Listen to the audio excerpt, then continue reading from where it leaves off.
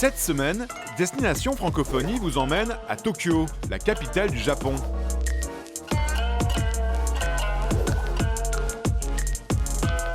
Bonjour et bienvenue dans la plus grande ville du monde.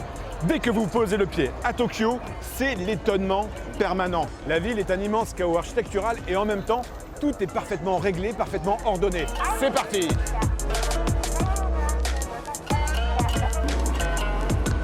Tokyo, c'est aussi la modernité incarnée. Un paradis pour tous les accros des nouvelles technologies.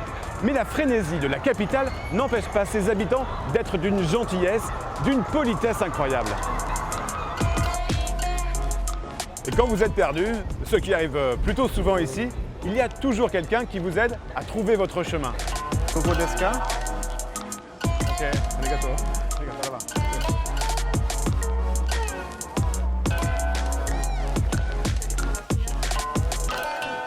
Bon, vous n'avez plus de doute maintenant, je suis bien au Japon.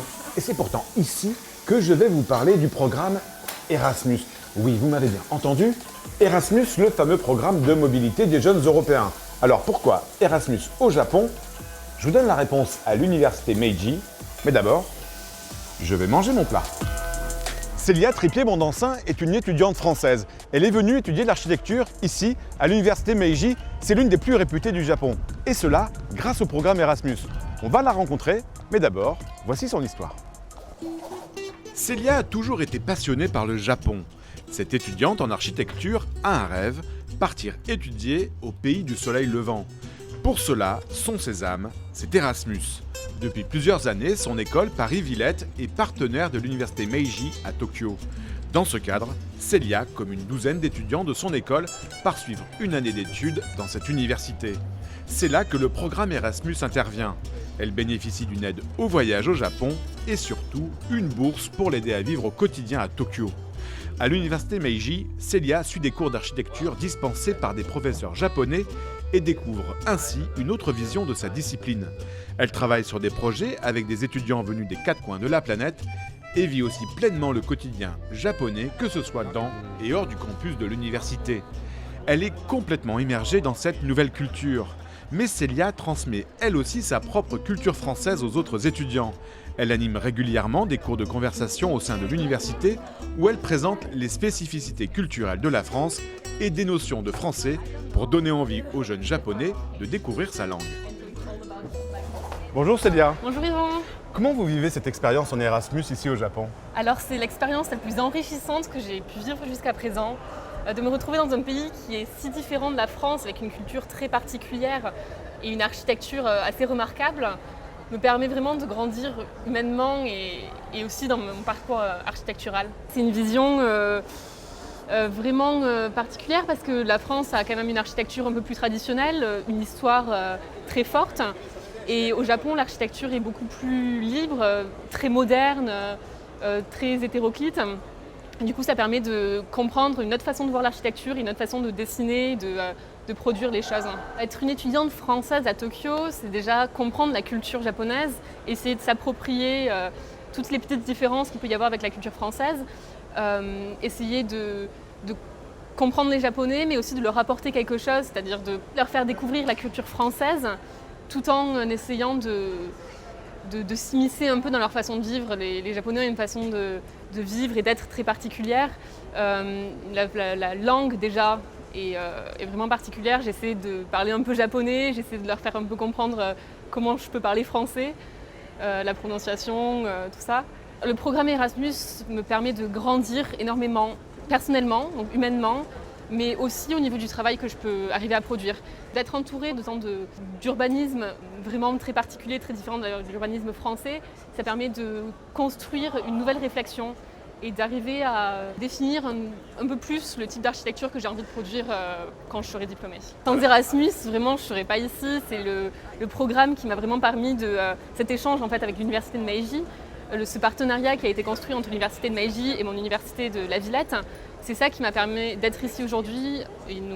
Erasmus+ nous donne une bourse donc qui permet de financer une partie de ma vie quotidienne et surtout nous permet d'avoir ce cadre d'apprentissage très particulier. C'est un programme international Donc je suis en contact avec des étudiants japonais, avec des étudiants d'autres pays aussi.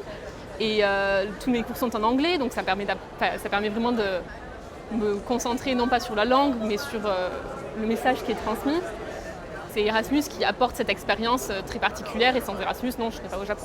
J'essaie de transporter la France avec moi, c'est-à-dire que j'essaie de transmettre quelques petites notions de ce que c'est d'être français.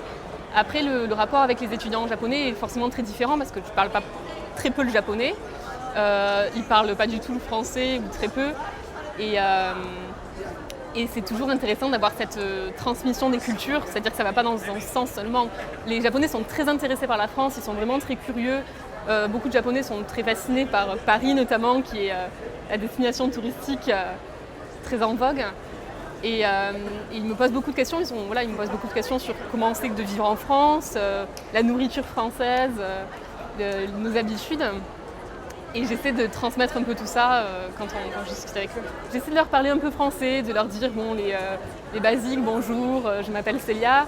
Et c'est très rigolo quand ils essaient de reproduire les sons, parce que la prononciation française et la prononciation japonaise sont même très différentes. Et voilà, je leur ai appris quelques petits mots comme ça qu'ils essaient de sortir de temps en temps. C'est assez rigolo de voir ça. Et eux, ils font la même chose en fait, ils essaient de m'apprendre un peu de japonais.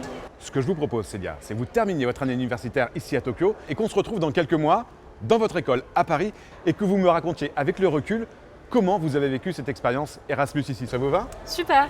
Eh bien, à bientôt à Paris alors. À bientôt à Paris. Au revoir. Au revoir. Eh bien voilà, je suis à Paris. Célia est déjà rentrée il y a quelques mois et nous allons la retrouver dans son école d'architecture Paris, La Villette. Venez. Hey, bonjour Célia. Salut. Ça va? Très bien. Célia, dis-moi, avec le recul, qu'est-ce que cette expérience Erasmus au Japon t'a apporté? Déjà, je pense que j'ai beaucoup évolué pendant un an. C'est la première fois que je suis partie aussi loin de chez moi. Ça m'a donné envie de continuer à découvrir d'autres façons de vivre et d'autres façons de faire l'architecture. Et je pense que d'ici quelques années, je repartirai, pas forcément au Japon, peut-être ailleurs, mais je repartirai découvrir d'autres choses avant de me poser. J'ai l'impression d'avoir mûri. Personnellement, j'ai appris des choses sur moi. En fait, j'ai appris comment je pouvais vivre pendant un an sans voir ma famille ou mes amis. J'ai appris comment je pouvais vivre aussi dans un environnement qui est extrêmement différent et qui est très très dépaysant, puisque je parlais très peu japonais et qu'il faut quand même arriver à s'adapter. Et je pense que c'est un chemin personnel pour mûrir, pour essayer de rentrer plus dans la vie adulte aussi finalement. Avant de quitter vraiment son chez-soi, on est un peu encore entre l'adolescence et la vraie vie adulte. Et là, ça y est, c'est le départ d'autre chose. Je pense que ça donne un recul sur les études. C'est-à-dire on se rend compte que les études c'est important, que d'être à l'école c'est très important, mais que de vivre des expériences, finalement, c'est ça qui fait grandir en fait. Que je pense que si j'avais fait 5 ans sans jamais partir, toujours en restant dans la même école, j'aurais pas autant évolué et j'aurais pas eu l'œil aussi critique peut-être que ce que j'ai maintenant. Moi je pense que c'est une expérience à vivre, que ce soit 6 mois ou un an, c'est-à-dire ça dépend, il faut être confortable en fait avec la durée de temps dans laquelle on veut partir. Mais je pense que c'est une expérience à vivre qu'on n'aura pas l'occasion de faire plus tard, parce qu'en fait une fois qu'on commence à travailler, souvent on se fixe un peu à un endroit, on bouge beaucoup moins. Et là, d'être jeune et d'avoir la possibilité de partir, il y a plein de choses qui sont faites pour des bourses, des organismes qui permettent de faciliter les départs si c'est pas forcément si c'est une question d'argent par exemple. Et je pense qu'il faut le faire et que ça ne se regrette pas. Alors maintenant, nous allons rencontrer Bruno Mangoli, c'est le directeur de l'école Paris-Villette. Bonjour. Bonjour. Je t'en prie, installez-vous. Alors le programme Erasmus, ça apporte quoi à votre école? Au niveau international, hors de l'Europe et même jusqu'au Japon? Écoutez, pour notre école, depuis toujours, depuis sa fondation à la fin des années 60, l'école a toujours été ouverte sur le monde. Vous savez, l'architecture, c'est une discipline universelle, c'est aussi une diversité de cultures, et très vite, l'école s'est rendue compte qu'il fallait voir aussi ce qui se passait, comment étaient les différents modes d'habiter sur la Terre. Donc ça fait partie des gènes de l'école. Et le programme Erasmus, depuis donc, ces dernières années, donne un boost supplémentaire, en tout cas pour ces activités. Et depuis 2015, l'école école est membre de la charte Erasmus, et de ce point de vue, on arrive à sortir maintenant, à faire vraiment d'international, c'est-à-dire aller même au-delà de l'Europe. Erasmus et le Japon, j'allais dire architecture et le Japon. Le Japon est un pays de haute qualité architecturale, traditionnelle, qui inspire beaucoup les architectes contemporains, et le XXe siècle a été totalement fasciné par le Japon. L'école, dès sa fondation, est intéressée par les pays lointains, et le Japon a fait partie de ses premières investigations. Et on a très tôt des étudiants qui se sont rendus là-bas, qui ont pu rencontrer des enseignants et qui sont revenus avec des diplômes japonais. Ces étudiants sont devenus enseignants dans notre école et de fait ont continué à développer cette relation.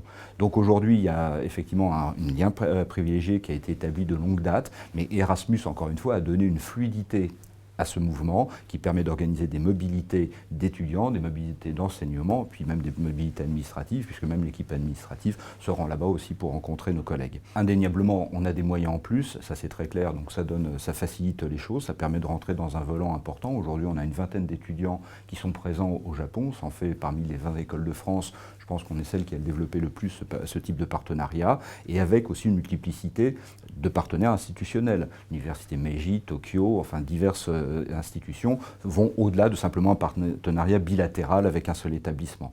Donc du coup, on a une lisibilité là-bas qui permet, avec le dispositif Erasmus, dans la modalité aussi des attributions de subventions qui nous sont données, de lisser aussi notre présence, de pouvoir garantir tous les ans une présence et des échanges, ce qui n'était pas forcément le cas dans les années précédentes. Partir en Erasmus au Japon, bien aujourd'hui pour un étudiant, effectivement, c'est une opportunité, une facilité qui est donnée. Il y a toute une logistique qui est déjà en place avec des financements qui permettent donc très facilement de sortir du cadre du pays, du cadre familial, du cadre de l'école. Donc en fait, il y a déjà toute une logistique, une infrastructure qui existe, qui facilite les choses. Après, au-delà de ça, je pense que pour des architectes, mais comme tous les métiers qui sont aujourd'hui en cours d'apprentissage pour les jeunes, eh bien, la question de la mobilité internationale est évidente. Et aujourd'hui, des rapports avec le Japon, avec l'Asie, rentrent du domaine de l'évidence. Pour le courage à partir, pour le Japon déjà, c'est un très beau pays, c'est déjà magnifique, la culture est fantastique, l'accueil est fabuleux, les gens sont incroyablement gentils, donc je pense que c'est un endroit où on ne peut pas se perdre et où il ne peut pas arriver grand-chose. Et ceci étant, à travers Erasmus, effectivement, c'est aussi, comme je disais, rentrer dans un cadre aujourd'hui qui est vraiment établi, c'est-à-dire que c'est un suivi institutionnel qui permet de garantir en tout cas des programmes d'échange avec un réel acquis au bout du compte dans l'enseignement, puisque les programmes sont vus entre enseignants avant le départ, et de cette manière-là, ce n'est pas que du tourisme, on va dire, il y a réellement une structure pédagogique avec un fonds pédagogique qui est là, qui va permettre à l'étudiant, après ce séjour, dans un cas ou comme dans l'autre, pour l'étudiant japonais ou pour l'étudiant français, de revenir dans son école d'établissement d'origine et de valider finalement dans son parcours pédagogique ce qu'il aura pu acquérir là-bas. Pour la dernière étape de notre parcours, je vous emmène à la représentation de l'Union européenne en France et nous allons rencontrer Hélène Pinault, elle travaille à l'agence Erasmus. Bonjour Hélène. Bonjour. Pourquoi le programme Erasmus va au-delà des frontières de l'Europe et même jusqu'au Japon?